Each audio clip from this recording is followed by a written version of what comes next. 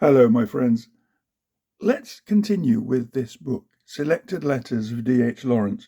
We've already shared together the introduction by Aldous Huxley, a very detailed and insightful account of his views on and his perspective of Lawrence as a writer and as a friend. I'm going to share and start reading from the actual letters. Let me increase the font size so that you can read along with me if you so wish. Number 1. To H.C. 1910. Heinemann was very nice. Doesn't want me to alter anything. Will publish in September or October, the best season. We have signed agreements concerning royalties, and I have agreed to give him the next novel.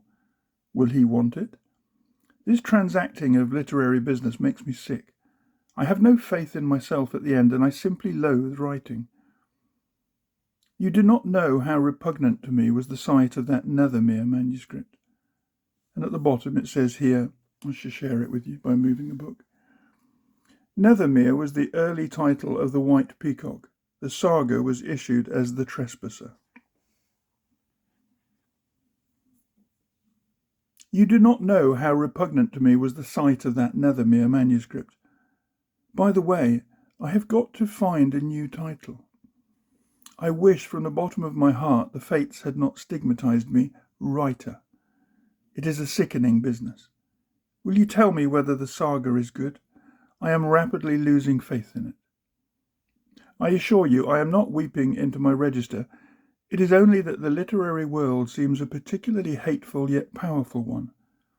The literary element, like a disagreeable substratum under a fair country, spreads under every inch of life, sticking to the roots of the growing things. Oh, that is hateful. I wish I might be delivered.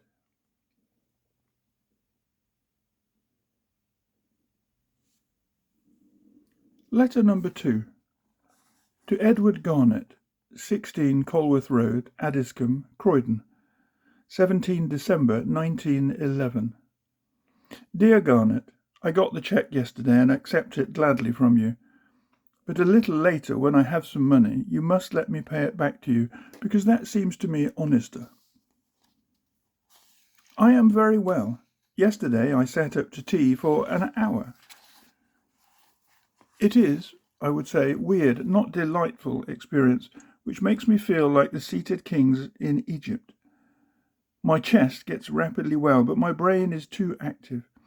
To keep myself at all in order, I ought to be up and doing. By nature I am ceaselessly active. Now I sleep badly because I don't do enough, and I mustn't work because then away goes my strength. But I feel my life burn like a free flame floating on oil, wavering and leaping and snapping. I shall be glad to get it confined and conducted again. The doctor says I mustn't go to school again or I shall be consumptive. But he doesn't know. I shan't send in my notice, but shall ask for long leave of absence. Then I can go back if I get broke. The headmaster grieves loudly over my prolonged absence. He knows he would scarcely get another man to do for him as I have done. I shall look for you on Wednesday. Don't bring back that novel manuscript unless you have read all you want to read. I don't want it a bit. It is a work too chargé, too emotional. It's a sponge dipped too full of vinegar or wine or whatever. It wants squeezing out. I shrink from it, rather. I wonder whether Jeffreys used to wince away from the story of my heart. This is too long a letter to send to a busy man. Excuse me. Yours sincerely, D. H. Lawrence. Letter 3. To Edward Garnett, 16 Colworth Road, Addiscombe, Croydon, 18 December 1911. Dear Garnett, your letter concerning the Siegmund book is very exciting. I will tell you just what Hoefer said. Then you will see the attitude his kind will take up. The book, he said, is a rotten work of genius. It has no construction or form. It is execrably bad art, being all variations on a theme. Also, it is erotic. Not that I personally mind that, but an erotic work must be good art, which this is not. I sent it to our friend with the monocle. He wrote to me after 3 months, "I have read part of the book. I don't care for it, but we will publish it." I wrote back to him, "No, I won't have the book published. Return it to me." That is about 15 months ago. I wrote to Hoefer saying, "The novel called The Saga of Siegmund I have determined not to publish." He replied to me, "You are quite right not to publish that book. It would damage your reputation, perhaps permanently." When I was last up at Heinemann's 2 months ago, I asked Atkinson to send me the manuscript. He promised to do so and said, "I have never finished it. It's your handwriting, you know." A sweet smile. "Perfectly legible, but so tedious." A sweet smile. That's all the criticism he ever ventured. Is Hoefer's opinion worth anything, do you think? Is the book so erotic? I don't want to be talked about in an Anne Veronica fashion. If you offer the thing to Duckworth, do not, I beg you, ask for an advance on royalties. Do not present me as a beggar. Do not tell him I am poor. Heinemann owes me £50 in February. I have enough money to tide me over till he pays, and that 50 will, at home, last me 6 months. I do not want an advance. Let me be presented to Duckworth as a respectable person.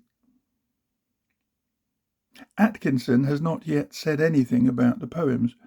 I told him I preferred only to publish about 25 of the best, impersonal pieces. He has not answered at all. I shall be glad when I have no more dealings with that firm.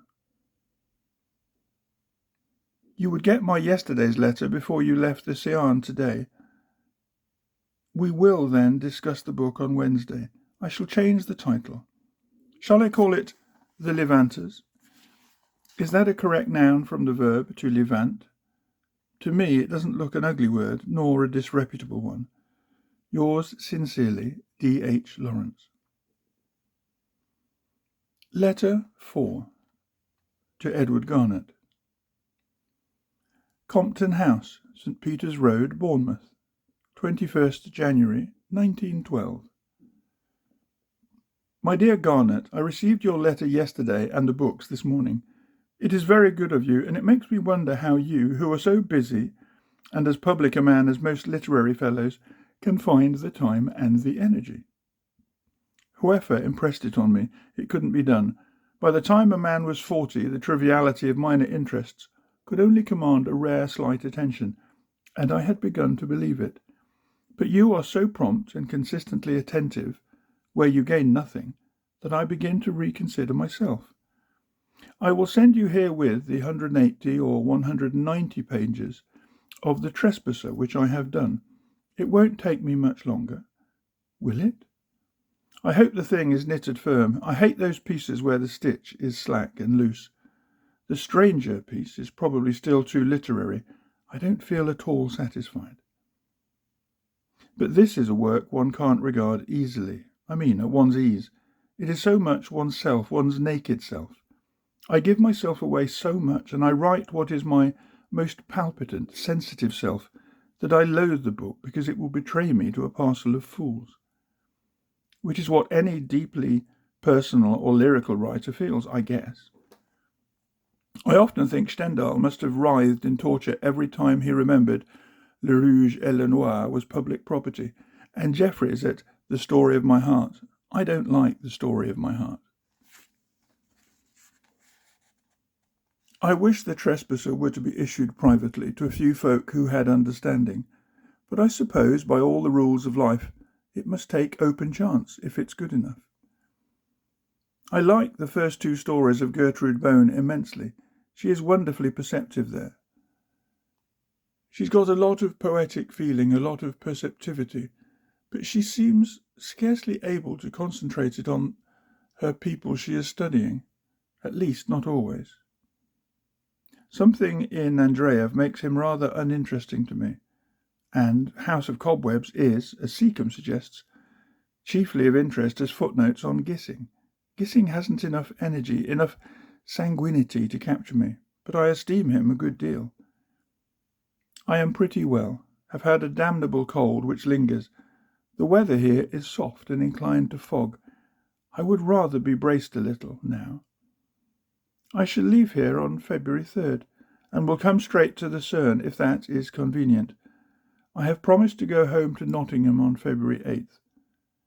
Can you keep me at the CERN about 4 days? Here I get mixed up in people's lives so. It's very interesting, sometimes a bit painful, often jolly, but I run to such close intimacy with folk, it is complicating. But I love to have myself in a bit of a tangle.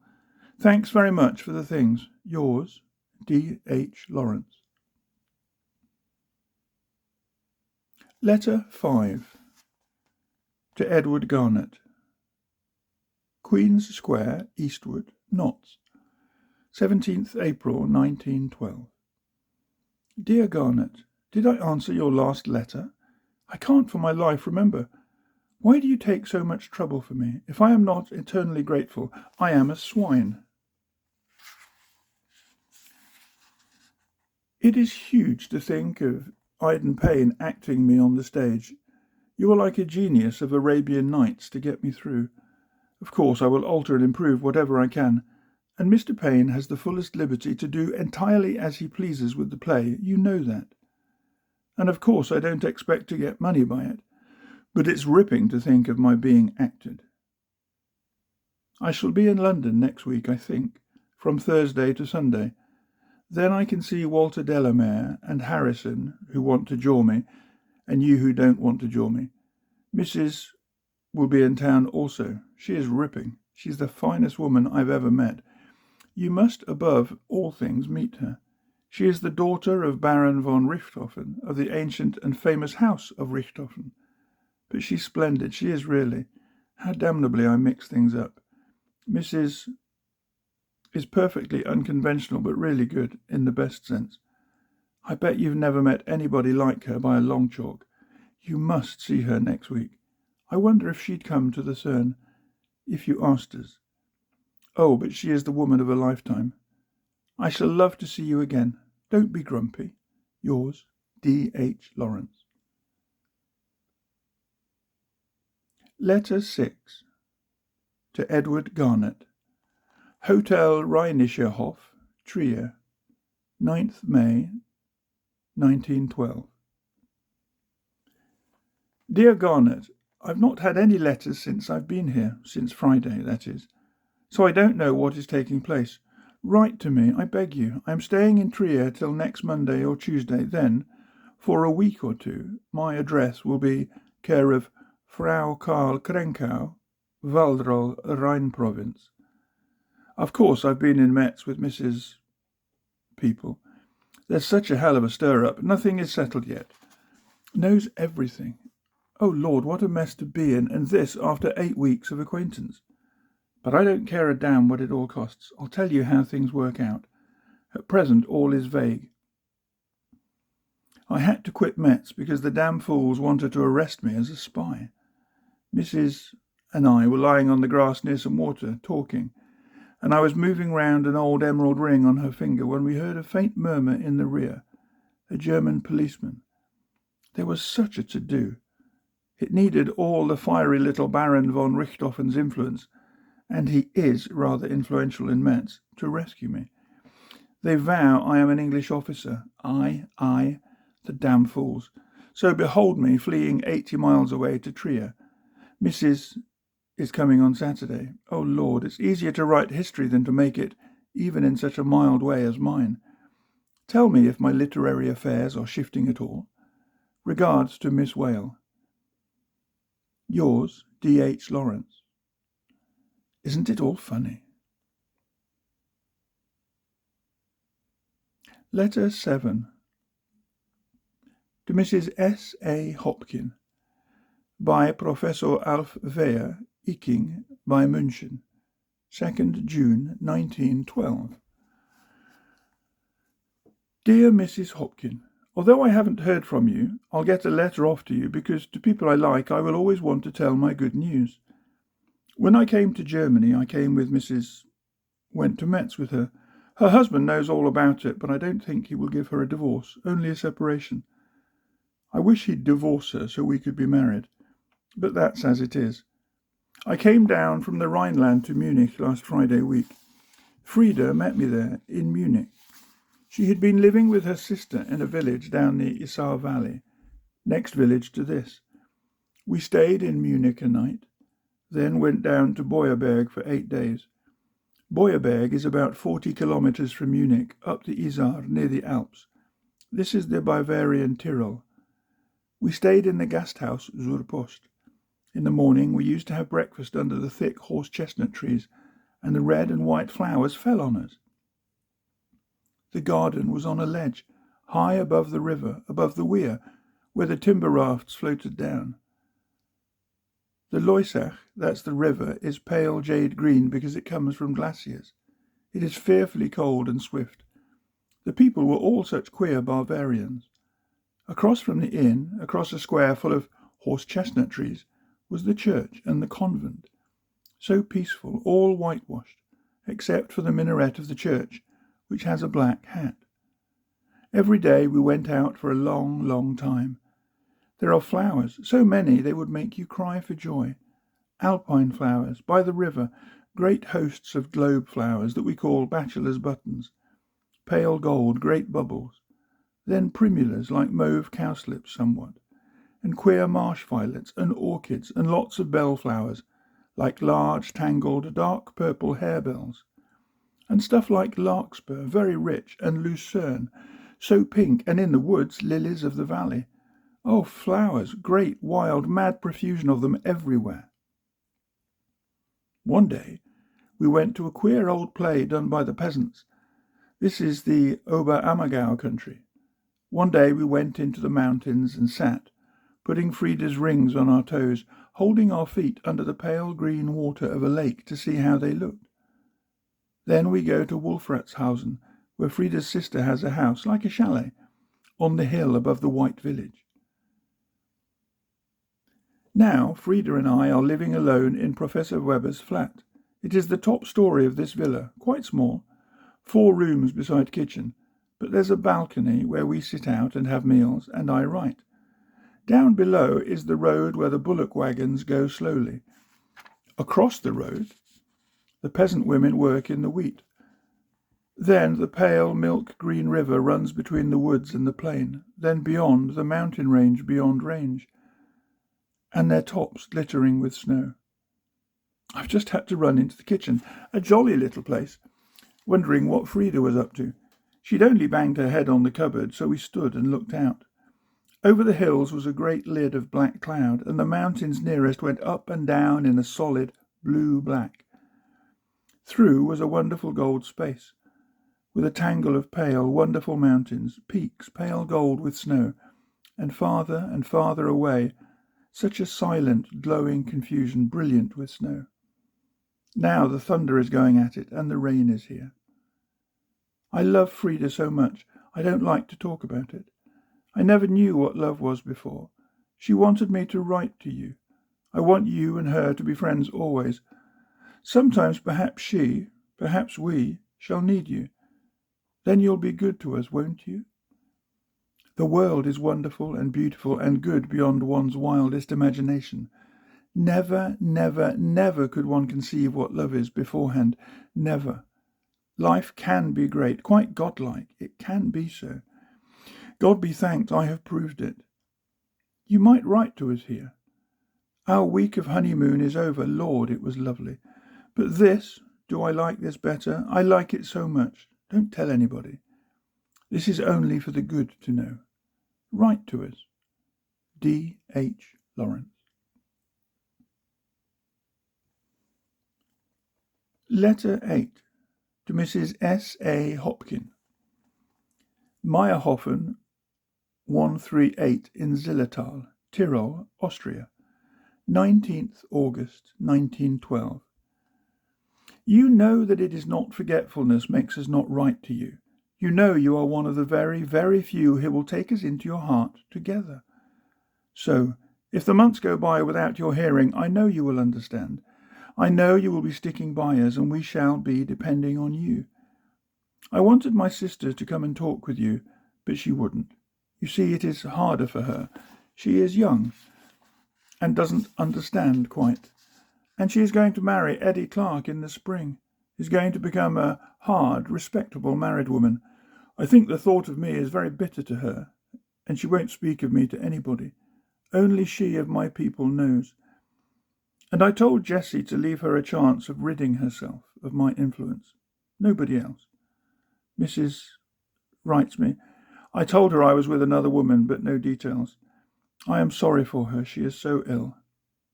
Things have been hard and worth it. There has been some sickening misery. F is to see the children and stay with them next Easter. It has been rather ghastly, that part of the affair. If only one didn't hurt so many people. For ourselves, Frida and I have struggled through some bad times into a wonderful naked intimacy, all kindled with warmth that I know at last is love. I think I ought not to blame women as I have done, but myself for taking my love to the wrong woman before now. Let every man keep on trying till he finds, the woman who can take him, and whose love he can take, then who will grumble about men or about women. But the thing must be two-sided, at any rate, and whatever happens, I do love and I am loved. I have given and I have taken, and that is eternal. Oh, if only people could marry properly.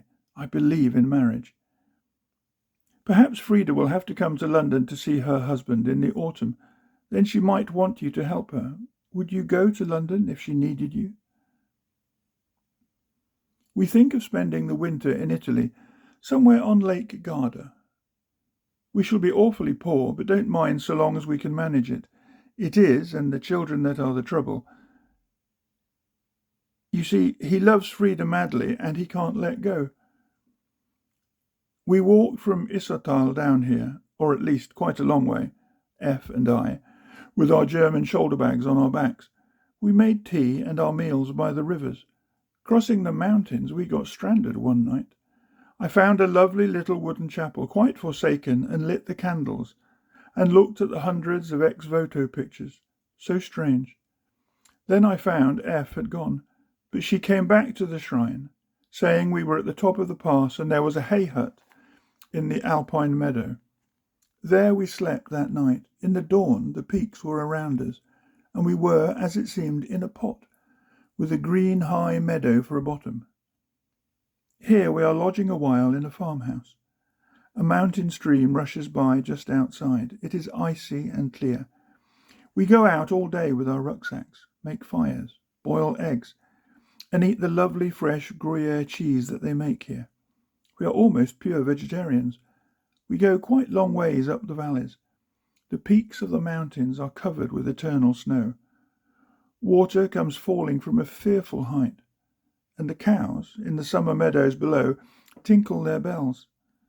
Sometimes F undresses and lies in the sun.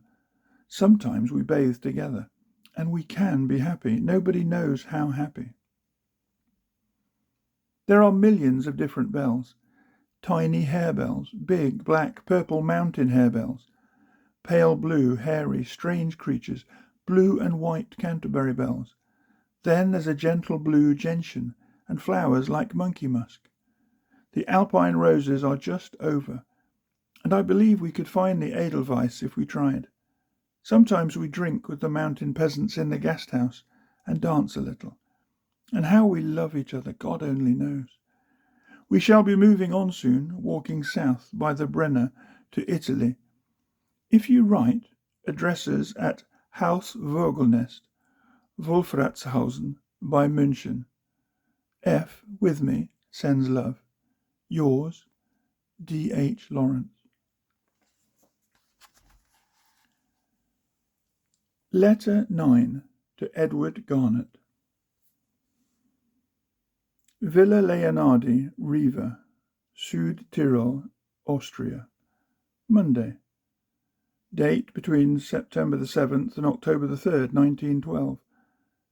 Dear Garnett, your letter came yesterday. Of course we got yours and David's from Boson. And this morning Duckworth sent me £50 in notes. The angel. We are both bursting with joy and puffed up with importance. Also, we've got a place to live in. Frida hates me because I daren't broach these Italians about flats and rooms. We know about 10 words of Italian. She hankered after a red place at Torboli. We hesitated for hours. Then she attacked a man with 3 words.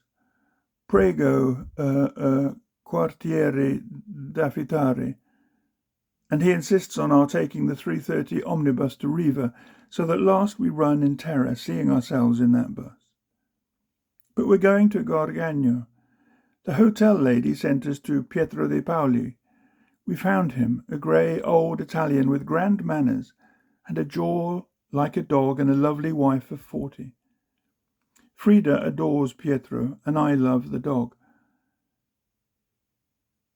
They have to let furnished the bottom flat of the Via Igea, dining room, kitchen, 2 bedrooms furnished, big pretty rooms looking over the road onto the lake. A nice garden with peaches and bamboos, not big, for 80 lira a month, about 66 shillings a month. Everything supplied, everything nice, nothing common. 3 windows in the dining room, clean as a flower. And so we are moving in on Wednesday, and you must come to see us quick. It's so nice. Gargnano is a rather tumble-downish place on the lake. You can only get there by steamer because of the steep, rocky, mountainy hills at the back. No railway. You would come via Brescia, I think. There are vineyards and olive woods and lemon gardens on the hills at the back. There is a lovely little square where the Italians gossip, and the fishermen pull up their boats just near. Everything is too nice for words, not a bit touristy. Quite simply Italian common village. Riva is 10 or 25 kilometres, and Gardone 15. Come quick while the sun shines as it shines now, and the figs and peaches are ripe, and when the grape harvest begins. You can have the other bedroom. There will only be the 3 of us in the flat. You can go to Venice if you feel swanky. It won't cost you anything at the Via Igea, so there's only train fare. F and I are hugging each other with joy at the idea of a menage, and gorgeous copper pans in the kitchen, and steps down from the dining room to the garden, and a view of the lake which is only 50 yards away. And you sound so jolly yourself. And if you want to send anybody for a holiday, they can come to us. Love from both. D. H. Lawrence. Address: Via Igea, Villa de Gargnano, Lago di Garda, Italy. Pietro de Paoli writes and talks the most lovely French, quaintest thing on earth. I am hugely pleased about the love poems and others, and I shall correct the proofs in Gargnano. What bliss! Only F thinks they are trivial poems. She wants those concerning herself to blossom forth.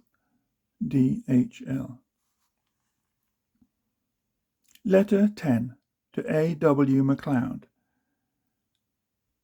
Villa Igea, Villa de Gargnano, Lago di Garda, Italy. Friday, 6 October 1912. Dear Mac, your books came today, your letter long ago. Now I am afraid I put you to a lot of trouble and expense and feel quite guilty, but thanks 1,000 times, and F thanks you too. I have read Anna of the Five Towns today because it is stormy weather. For 5 months I have scarcely seen a word of English print, and to read it makes me feel fearfully queer. I don't know where I am. I am so used to the people going by outside, talking or singing some foreign language, always Italian now. But today, to be in Hanley, and to read almost my own dialect makes me feel quite ill. I hate England and its hopelessness. I hate Bennet's resignation. Tragedy ought really to be a great kick at misery. But Anna of the Five Towns seems like an acceptance. So does all the modern stuff since Flaubert. I hate it. I want to wash again quickly, wash off England, the oldness and grubbiness and despair. Today it is so stormy. The lake is dark and with white lambs all over it. The steamer rocks as she goes by. There are no sails stealing past. The vines are yellow and red, and fig trees are in flame on the mountains. I can't bear to be in England when I am in Italy. It makes me feel so soiled. Yesterday, F and I went down along the lake towards Maderno. We climbed down from a little olive wood and swam. It was evening, so weird, and a great black cloud trailing over the lake, and tiny little lights of villages came out so low down, right across the water. Then great lightnings split out. No, I don't believe England needs to be so grubby. What does it matter if one is poor and risks one's livelihood and reputation? One can have the necessary things, life and love and clean warmth. Why is England so shabby? The Italians here sing. They are very poor. They buy 2 penn'orth of butter and a penn'orth of cheese. But they are healthy, and they lounge about in the little square where the boats come up and the nets are mended, like kings. And they go by the window proudly, and they don't hurry or fret. And the women walk straight and look calm. And the men adore children. They are glad of their children, even if they are poor. I think they haven't many ideas, but they look well and they have strong blood. I go to a little place to drink wine near Bogliacco. It is the living room of the house. The father, sturdy as these Italians are, gets up from table and bows to me. The family is having supper. He brings me red wine to another table, then sits down again, and the mother ladles him soup from the bowl. He has his shirt sleeves rolled up and his shirt collar open. Then he nods and clicks to a small baby that the mother, young and proud, is feeding with soup from a big spoon. The grandfather, white-moustached, sits a bit effaced by the father. A little girl eats soup. The grandmother by the big open fire sits and quietly scolds another little girl. It reminds me so of home when I was a boy. They are all so warm with life. The father reaches his thick brown hand to play with the baby. The mother looks quickly away, catching my eye. Then he gets up to wait on me, and thinks my bad Italian can't understand that a 1/4 litre of wine is 15 centesimi, 1 1/4 pennies, when I give him 30. He doesn't understand tips. And a huge lot of figs for 20 centesimi. Why can't you ever come? If you could, if you wanted to, at Christmas, why not? We should love to have you, and it costs little. Why do you say I sark about your letters? I don't. They are delightful. I think I am going to Salo tomorrow, and can get you some views of the lake there. I haven't got any proofs of my poems yet. It takes so long. Perhaps I will send you the manuscript of Paul Morel. I shall alter the title when it's done. Thanks. Je te serrai la main. D. H. Lawrence. And those, I hope you enjoyed, those are the first 10 of 100 of the selected letters from this simply delightful book by Penguin. D. H. Lawrence, Selected Letters,